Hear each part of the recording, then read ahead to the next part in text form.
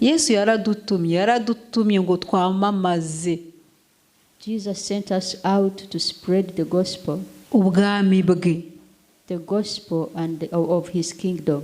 Atubwira ko azagaruka. And he said he will come back. Azanye ingororano.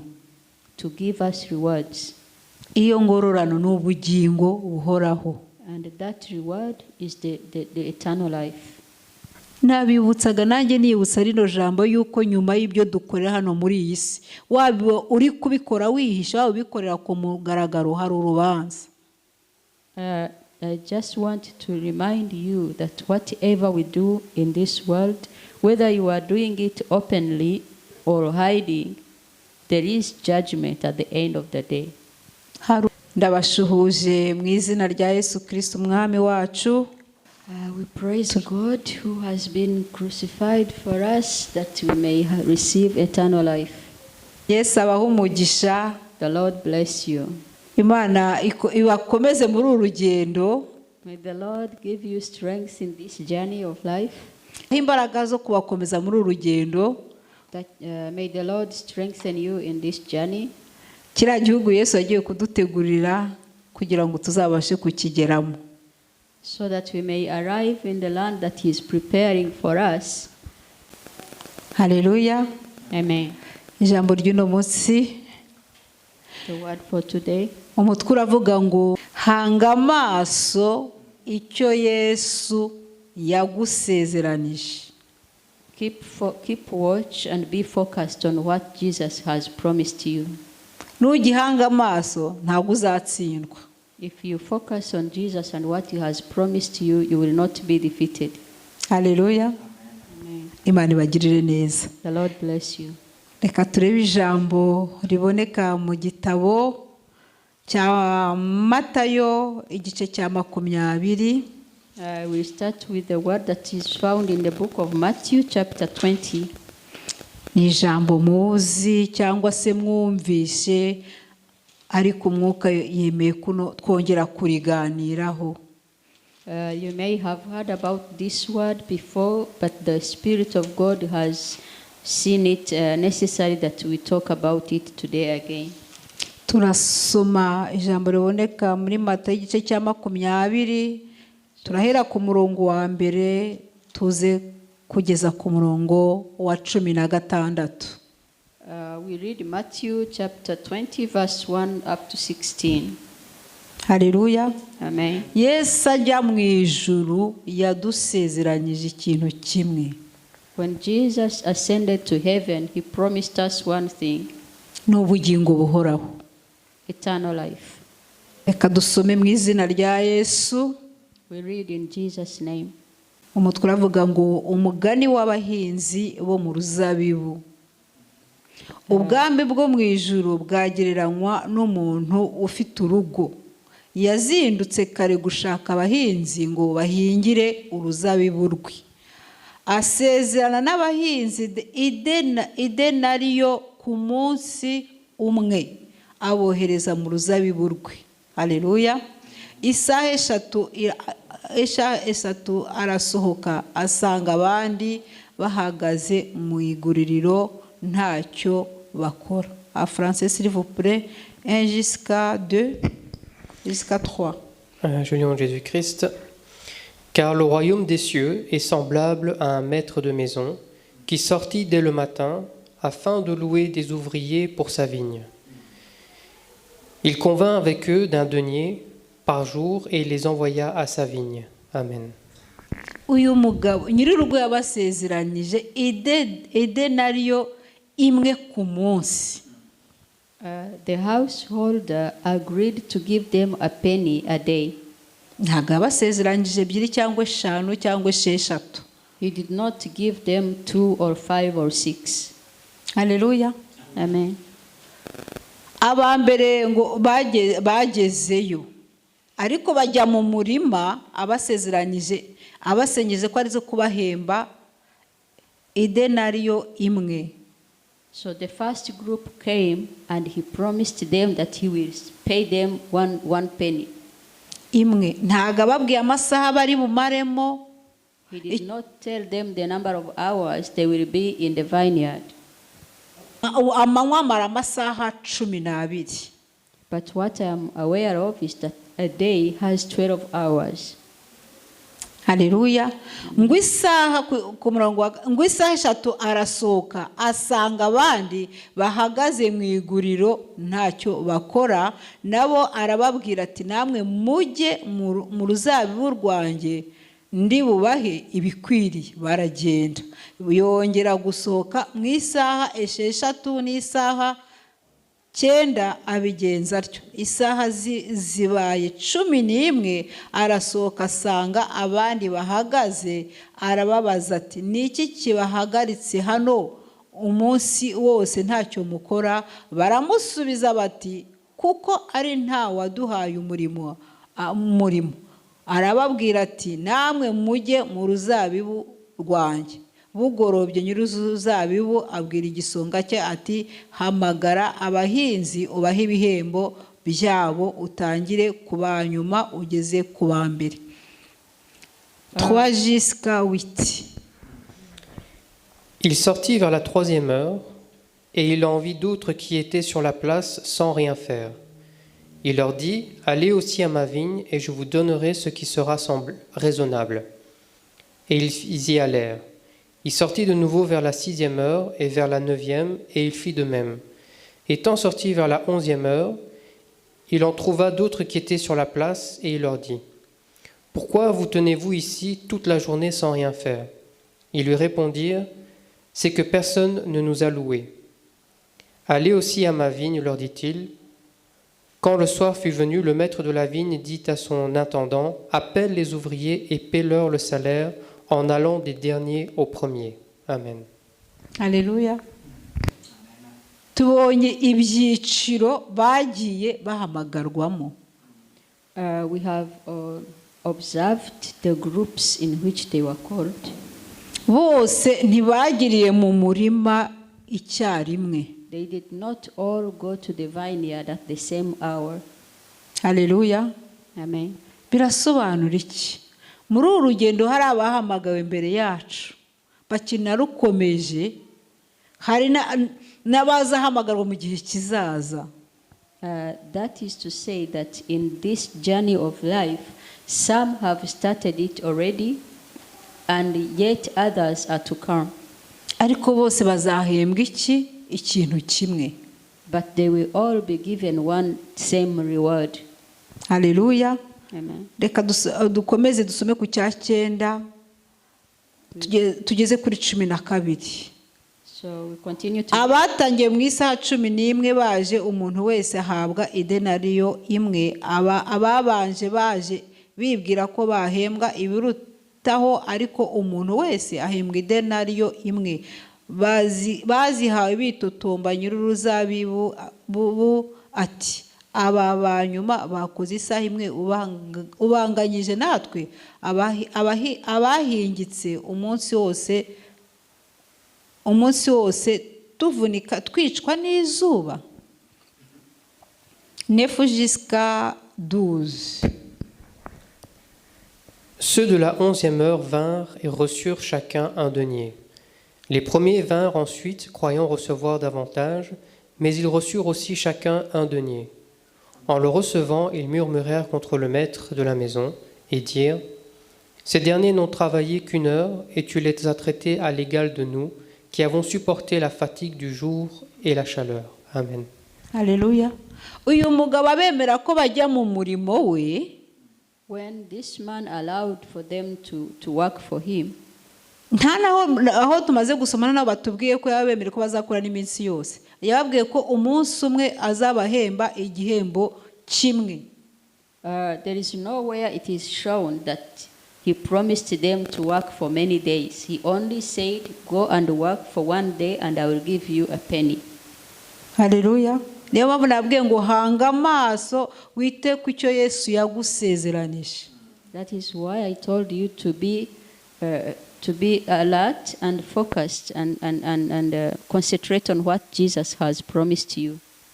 Yesu ahamagara abigishwa be, when Jesus called his disciples, bagendanye mu rugendo bageze aho barananirwa baravuga ati ariko se ko tugendana nawe uzaduhemba iki? They walked with him, and at a certain point they felt tired, and they asked him, "What is our reward for following you?" Yababwiye ko azabahemba ubugingo buhoraho. What he promised them was eternal life. Kandi natwe twamwemeye icyo turi gukorera muri aka kanya mu gihe tugitijwe uyu mwuka w'abazima. The same way as here on earth, as long as we are still breathing, ni ubugingo buhoraho. Our promise is one thing, and it is eternal life. Hallelujah.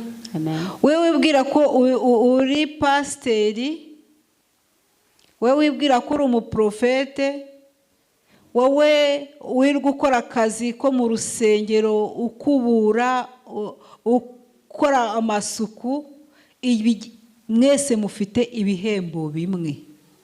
It doesn't matter what level you are serving at, whether you are a prophet or a pastor or just somebody that keeps the house of God clean.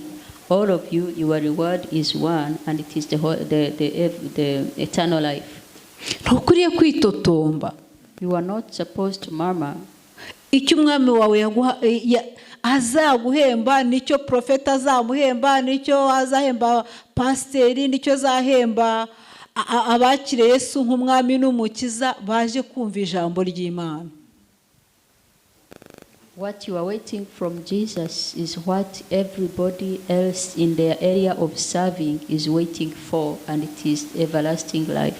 Dukwiriye guhanga amaso icyo yaduhamagare kandi tukakirindisha ijambo. We must focus and concentrate on the promise we have from God, and we must keep that and protect that promise with the word of God. Hallelujah. Imana idufashe kandi tugirire neza. Ntidukwiriye kwitotombera muri uru rugendo. We are not supposed to murmur in this journey we have. Ahubwo saba imbaraga Imana igukomeze kandi unyurwe n'ibyo uri gucamo. Instead, ask God for strength to be contented with what He has given you, and to strengthen you in what you are going through. Ndabaha urugero ibibazo Mose yaciyemo. When you look at the hardships that Moses faced, urebe ibyo Paulo yanyuzemo. Even Paul, what he faced. Nawe urebe ibyo uri gucamo, noneho tujye kwaka ibihembo. And then compare the hardships of Moses and those of Paul, compare them with yours today, and then when they call for people to receive their rewards, you go with them. Ntago twahabwa ibihembo bimwe. If you look with the human eye, you are not supposed to have the same reward. Ariko Imana kubera ko ari urukundo yadusezeranyije twese abamwemeye ko atubera umwami n'umukiza, n'ubugingo buhoraho nicyo gihembo tuzahabwa. But what God has promised all of us, irrespective of who has come in, when, and what they have done, the promise is the same. It is everlasting life. Turebe iri jambo tumaze gusoma, wakwibaza ikintu cyatumye bano bantu bitotomba abatangiranye nawe mu gitondo. If you examine this word properly, can you ask yourself why the people who started in the morning were murmuring? Nibyo birimo kudukerereza muri iki gihe cya none. There are so many things that are delaying us in these times. Uwicaye ku ntebe arimo kumva ubutumwa, ari uri kuvuga ubutumwa, igihemba azahabwa nicyo nawe uzahabwa.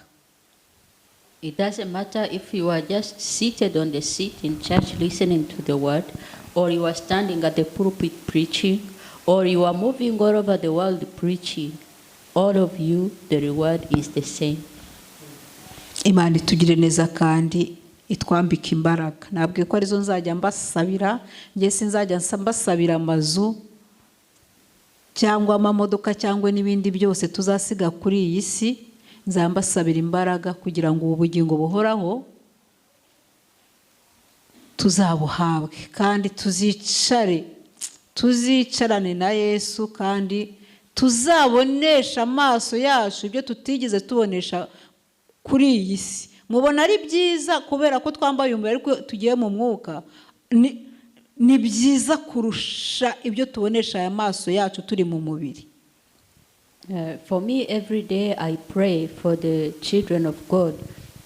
I don't pray for them to receive big cars and big houses and all the wealth of this world.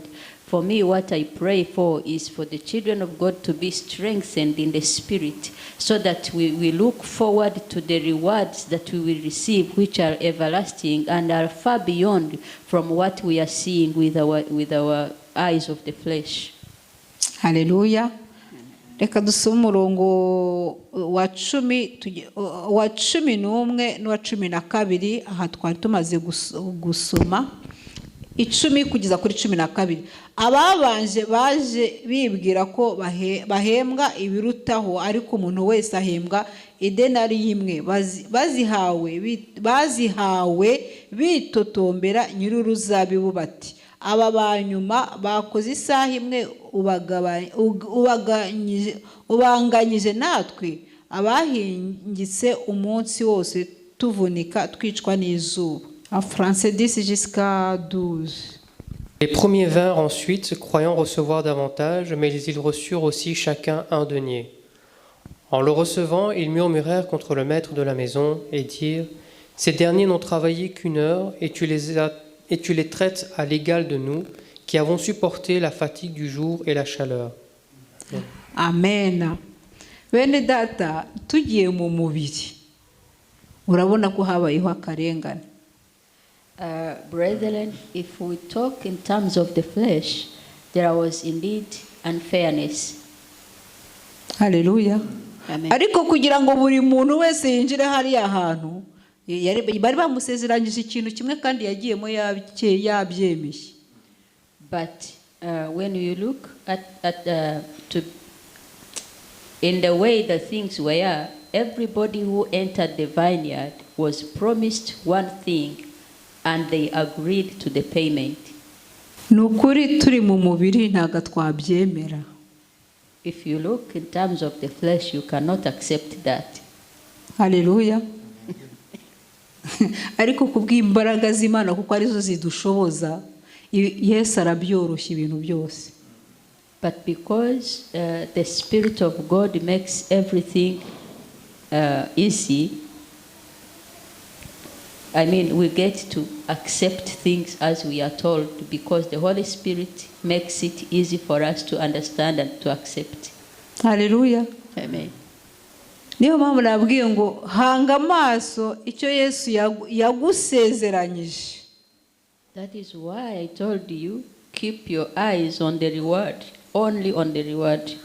Ushobora kumara n'imyaka n'itatu usengera ikintu utari wagihabwa undi agasenga umunsi umwe. That is why agasubizwa wowe ukiraho. Yeah, that is why two people may be promised one thing, but one will pray for it for 3 years and the other will pray for it for 3 minutes, and you all receive the same thing, irrespective of how long one has been asking for it or waiting for it. Uyu mugabo twakurikiye abikora uko abishaka mu gihe ashaka, nta ufite kumubuza amahoro. This man who has followed is the overall boss, and he does things the way he wants them to do, when he wants them to do, to whom he wants to do it, and no one can question him. Uyu mugabo akora ibyo ashaka mu gihe ashaka n'igihe yabiteguriye kugira ngo bikoreke. This man we have followed does what he does his own way at his own time. Nukuri hari abantu bakora umurimo w'Imana bari kuri nivo yo hejuru, ashobora kumara nk'icyumweru atarya atanywa ari nko gusengera abantu ari mu murimo w'Imana, ariko hari n'abandi batazi no gusenga. In this work, there are some people who have reached a level that they can even go for a week without eating or drinking, praying for the people of God and the work of God. And there is also a group that doesn't even know how to pray. Kandi Imana ikabagirira neza bose. And those people, God will all do them good. Ariko hari n'igihe Imana yanakwihorera icyo wayisabaga ntikiguhe. Sometimes God can even be silent and doesn't give you what you are asking of Him. Ntago binaniye kukiguha. It's not because He is not able to provide. Kandi ntago bikwiriye no kukubuza gukomeza urugendo. And that should not stop you from moving on in your journey. None se Yesu ajya mu ijuru yadusezeranyije akazi. When Jesus went to heaven, Ko ariko azaduhemba. He did not promise us good jobs. Haleluya. Amen. Hari ibintu bidakwiriye kutubuza gukomeza urugendo. There are things that must not distract us from our journey.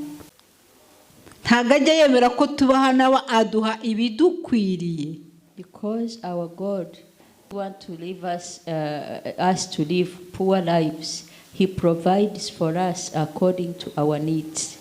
Reka dusome ku murongo wa 13 ngo nawe asubiza umwe muri bo ati mugenzi wanjye sinkugiriye nabi ntuzi ko twasezeranye idenariyo imwe. Verse 13. Il répondit à l'un d'eux, mon ami, je ne te fais pas tort. N'as-tu pas convenu avec moi d'un denier?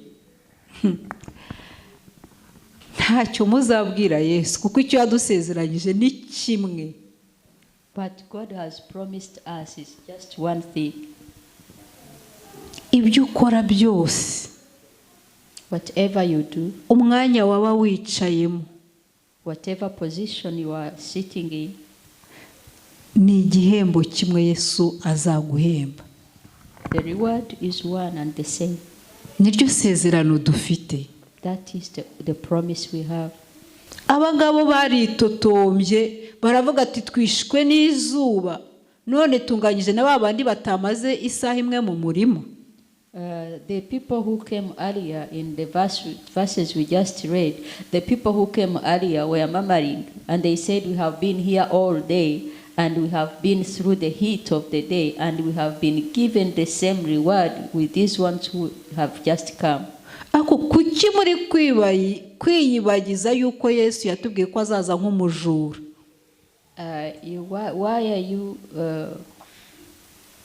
Why are people pretending as if they don't know that Jesus has told us that He will come back as a thief? Ngo azadutungura. He said He will surprise us. Ashobora no kuza no mu masaha nk'abiri hari uwakira Yesu umwami n'umukiza mu buzima bwe. He might, by His coming, He might even come when there is someone that just received Him 2 hours ago as His Savior in his life. Hari abamaze imyaka 30 muri uru rugendo. There are people who have been in this journey for 30 years. Hari abamaze imyaka 10. Some 10. 15. 15. Umwaka. Others 1 year. Ibaze ni babandi Yesu aje mu masaha 3 bagiye guhembesha cyangwa kubarisha uko byagenda. Imagine if Jesus comes when all those people are at the point of asking for their reward and their day has come to an end. Ariko kuko Yesu adashaka kudutera amashyari, but because Jesus does not want us to be jealous of each other, yatubwiye ko tuzahembwa bimwe. He has said, all of you, your reward is the same. Ari ubugingo buhoraho. And that is eternal life. Reka dusome 14, 15 na 16. Ngiyo yijyane ugende ko nshatse guhemba wa nyuma nkawe mbese hari icyambuza kugenza ibyanjye uko nshaka ko undeba igitsure kuko ngize ubuntu. uko niko ab'inyuma bazaba ab'imbere kandi ab'imbere bazaba ab'inyuma. Prends ce qui te revient et va-t'en. Je veux donner à ce dernier autant qu'à toi. Ne m'est-il pas permis de faire de mon bien ce que je veux? Ou vois-tu d'un mauvais œil que je sois bon? Ainsi, les derniers seront les premiers et les premiers seront les derniers. Amen. Uyu mwami wacu abikora uko abishaka nk'uko we yabiteguye. Our Lord does what He wills, the way He has prepared it. Nk'uko nyir'urugo yari yabateguriye buri muntu wese igihembo gisa n'icyundi. Just as this householder had prepared the same reward for all workers. Ntacyo yigeze ababeshyaho. He did not lie to them. Haleluya. Amen. Ariko ijambo riratubwiye ngo twirinde. But the word is telling us to be careful. Iyo mpamvu ugomba kurinda icyo Yesu yagusezeranije. That is why the word is telling you to guard well what God has promised you. Ukakibera amaso. And guard it carefully. Haleluya. Wakibera amaso ute? How can you guard that? Urasaba gusaba izo mbaraga. You are required to ask for the strength. Kandi ugasoma n'ijambo ry'Imana. And read the word of God. Aba bagabo bajya mu murima bari bishimye. When these men went to the vineyard to work, they were joyful. Mu gihe cyo guhabwa ibihembo byabo, by the time it came for them to receive the rewards, babaye abanyuma nyine imitima yabo Satani hari n'umwuka wari winjiye. By the time it came for them to receive their rewards, their hearts had been infiltrated by another spirit. Bituma batishimira bagenzi babo. And then the joy they entered with is not the same as they came out with, because they were not happy with their fellow workers because they received the same amount of rewards. Birababaje kuba warakoreye Yesu n'urugero mu myaka 40 ugasanga utsinzwe umaze kugira imyaka 41 ukaba ibyo wakoze mu myaka 40 byose bigapfa ubusa Satani akabikunyaga. It is such a hurtful thing for you to work for the Lord for 40 years, and then in the 41st year you lose everything you have labored for 40 years because Satan has visited your heart and stolen your reward from you. Niyo mpamvu dukwiriye kujya twirinda tugahora turi imbere y'Imana twambaye imbaraga. That is why we must be careful and watchful and always be presented before the Lord, putting on strength. Izi mbaraga ntandi tuzazikura nuko tuzahora imbere y'Imana, tuzaduhora igihe kinini tukaba turi imbere y'Imana. There is no other source of strength that we can ever get except being constantly before the Lord. Mu gihe tucyambaye uyu mubiri, mu gihe tugitijwe uyu mwuka duhumeka, turacyari ku rugamba bene data. As long as we are still being rendered this flesh, as long as we still have the air that we breathe, we are in battle. We are at war. Reka dusome muri Matayo igice cya 10 muri icyo gitabo. We read Matthew chapter 10. Ku murongo wa 28 turahasoma umurongo umwe wonyine. Ngo kandi ntimuzatinya abica umubiri badashobora kwica ubugingo, ahubwo mutinye ushobora kurimburira ubugingo n'umubiri muri Gihenomu. Au nom de Jésus-Christ, ne craignez pas ceux qui tuent le corps et qui ne peuvent tuer l'âme. Craignez plutôt celui qui peut faire périr l'âme et le corps dans la gêne. Alléluia. Iki ni cyo ugomba kujya urwana nacyo amanywa na nijoro. iki ni cyo ukwiriye kujya urwana nacyo cyashaka gufata ubugingo bwawe kikabujyana muri gihenomu. This is what you must be watchful and fight against. Anything that can destroy your soul and take it to hell. Haleluya. Iri ni ijambo ry'Imana ribivuga. This is the word of God speaking. Ngo kandi ngo ntimuzatinya abica umubiri. Haleluya. Don't be afraid of those who kill the flesh. Mutinye ushobora kurimbura ubugingo n'umubiri muri gihenomu. Rather be afraid of he who is able to destroy the flesh and the soul and send it to hell. Satani icyo ashinzwe ni ukutugonganisha. Haleluya. Satan, what he is concerned about is to make people hate each other, to cause strife among people. Urashaka kumbwira ko aba bahinzi bari bishimanye aho bari bahabwa ibihembo?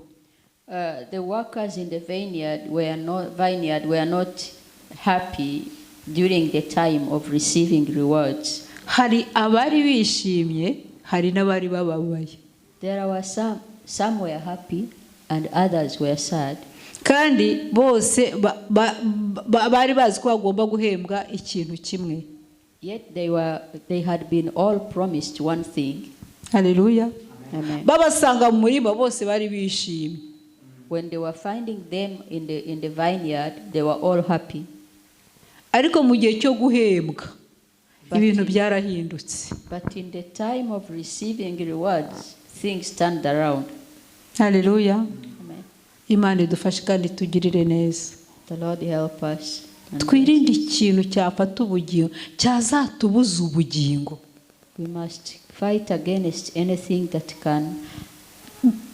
Birababaje Yesu ubwo azafata list ari kugenda asoma.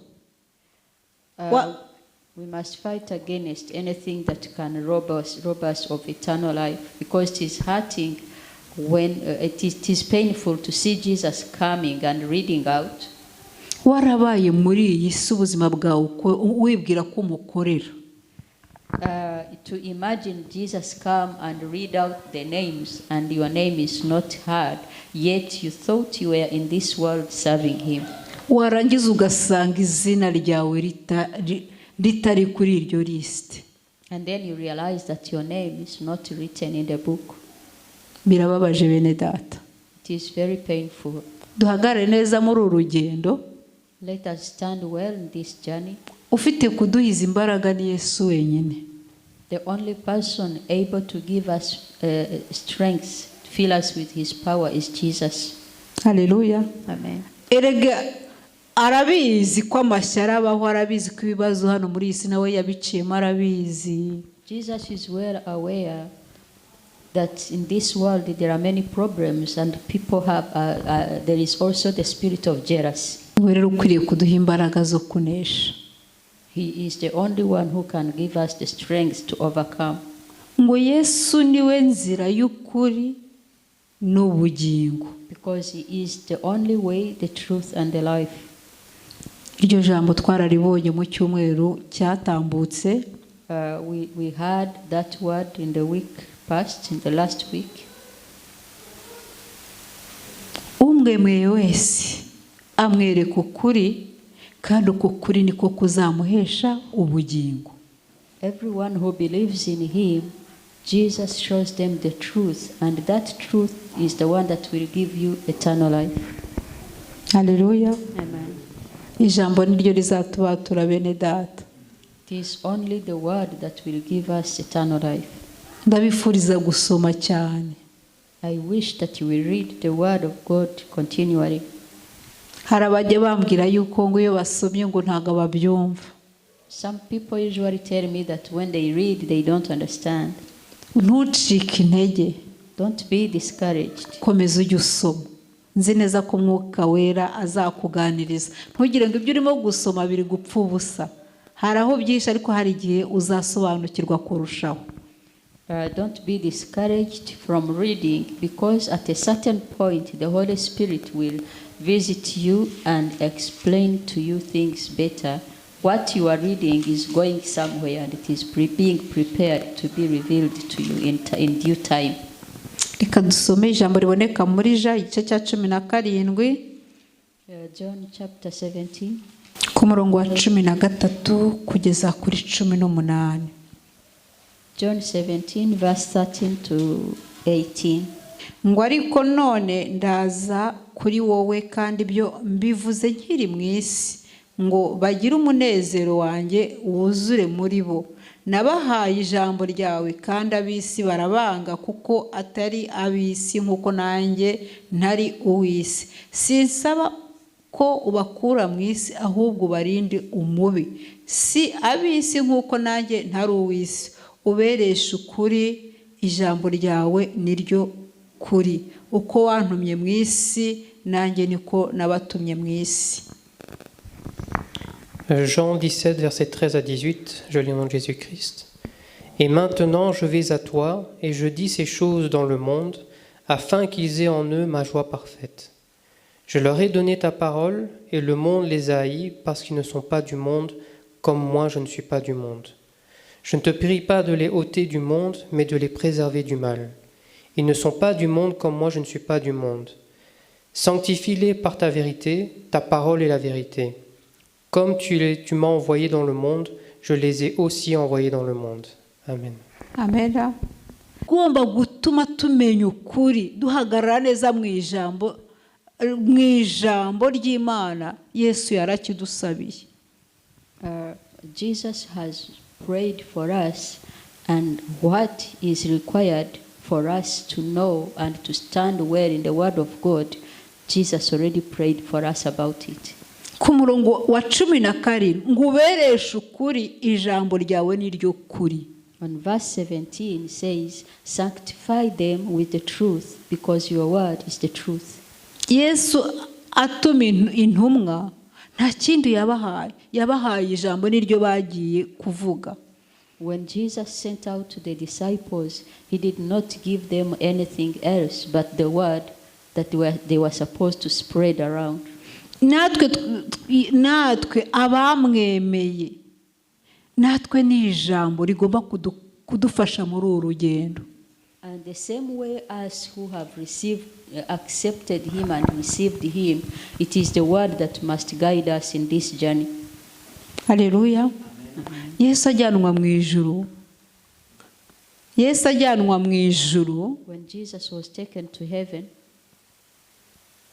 yadusigiye ijambo. he left the word with us. Kandi iryo jambo niryo ry'ukuri rigomba kujya ridusubizamo ibyiringiro. And that word is the truth, and it is the truth that gives us hope. Hallelujah. Amen. Hanga amaso icyo Yesu yagusezeranije. It is only eternal life, and that is why I have told you, keep watch and focus on what God has promised you. Hallelujah. Amen. Imana itugire neza kandi dufashe.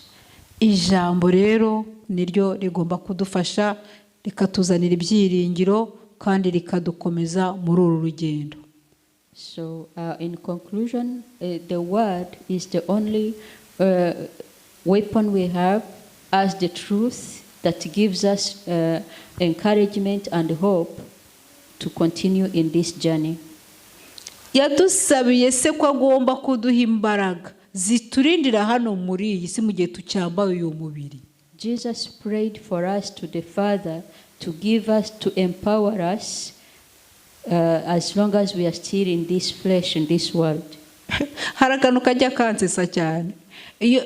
There is something that makes me laugh. Iyo umuntu ahuye n'ikintu kimugoye, when someone comes against something that is hard for them, uravuga ati Mana nyeza nitahire.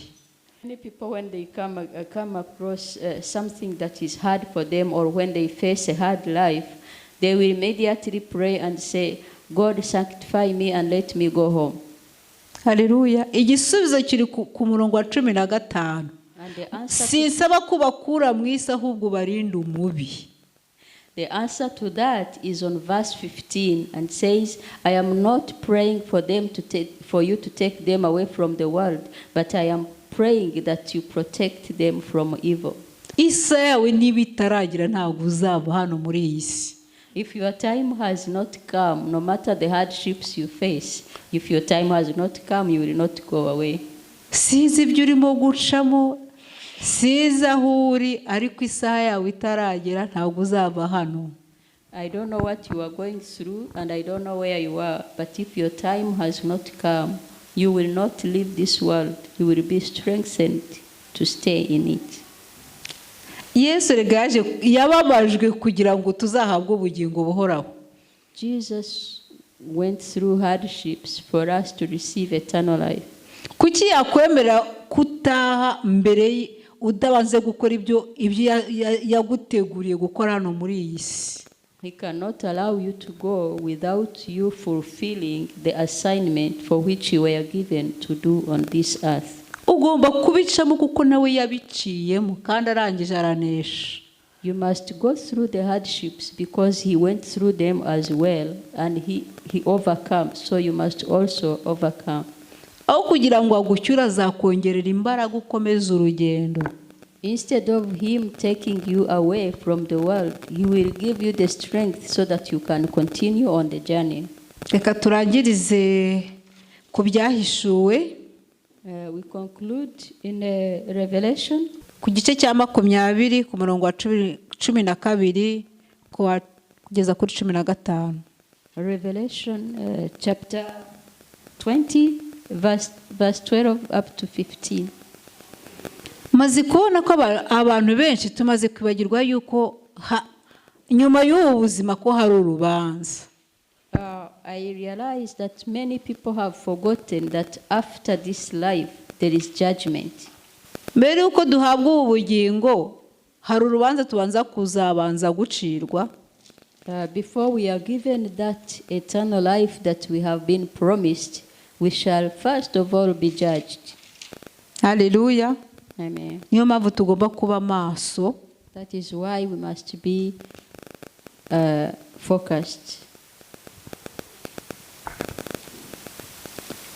Kugira ngo uhiga ubugingo bwacu kugira ngo abushyire muri gihenomo azakorwe n'isoni. That is why we must be focused so that the one who is fighting to destroy our lives will be ashamed. Eka dusome mu izina rya Yesu. Ibyahishuye igice cya 20 turahera ku murongo wa 12 tugeze kuri 15. We read in Jesus' name, Revelation 20:12 to 15. Ngo mbona abapfuye abakomeye n'aboroheje bahagaze imbere y'iyo ntebe, nuko ibitabo birabumburwa, kandi n'ikindi gitabo kirabumburwa ari cyo gitabo cy'ubugingo. Abapfuye bacirwa imanza z'ibyanditswe muri ibyo bitabo zikwiriye ibyo bakoze. Inyanja igarura abapfuye bo muri yo, urupfu n'ikuzimu bigarura abapfuye bo muri byo bacirwa imanza zikwiriye ibyo umuntu wese yakoze. Urupfu n'ikuzimu bijugunywa muri ya nyanja yaka umuriro. Iyo nyanja yaka umuriro niyo rupfu rwa kabiri. Kandi umuntu wese utabonetse ko yanditswe muri cya gitabo cy'ubugingo ajugunywa muri iyo nyanja yaka umuriro. Amen. En français, s'il vous plaît. Donc Apocalypse chapitre 20 versets 12 à 15. Et je vis les morts, les grands et les petits, qui se tenaient devant le trône. Des livres furent ouverts, et un autre livre fut ouvert, celui qui est le livre de vie. Et les morts furent jugés selon leurs œuvres, d'après ce qui était écrit dans ces livres. La mer rendit les morts qui étaient en elle, la mort et le séjour des morts rendirent les morts qui étaient en eux. Et chacun fut jugé selon ses œuvres. Puis la mort et le séjour des morts furent jetés dans les temps de feu. C'est la seconde mort, les temps de feu. Quiconque ne fut pas trouvé écrit dans le livre de vie fut jeté dans les temps de feu. Amen. Amen. Ngo inyanja ngo igarura abapfuye. And the sea brought back the dead in it. nyuma y'imirimo dukorera hano muri iyi si, After the works that we do here on earth, urugendo ntabwo rurangira cyagiye umwuka, urugendo ntabwo rurangira cyagiye umwuka uba washize. the journey does not end at that time when you breathe your last. Hari aho uba ugiye gutegerereza You must go yet and wait from another place. kuzacirwa urubanza y'ibyo wakoze wambaye uyu mubiri ugihumeka umwuka w'abazima. And then you will wait for the time when you will be judged according to what you did when you were still in the flesh. Inyanja zizabazana, The seas will bring up those who died in it. ikuzimu zizabazana, And also death will bring up ngo bacirwe urubanza. death and hell will also bring up those who died for them to be judged. Hagarara neza muri uru rugendo mwene data, hagarara neza muri uru rugendo mwene data. So you need to stand well in this journey, my brother and sister. Haleluya. Yesu niba amaze kutwibwira yuko atadusaba kugira ngo dukurwe vitife muri uyu mubiri, avuga ati ahubwo bongererwa imbaraga zo gutunganya ibitameze neza. If Jesus himself has said he's not praying for us to be taken out of this world, but instead for us to be empowered so that we can continue the journey. Kugira ngo tubashe guhagarara dushikamye, So that we can stand firm. kandi dufite inyota yo kuzahabwa ririya kamba ry'ubugingo.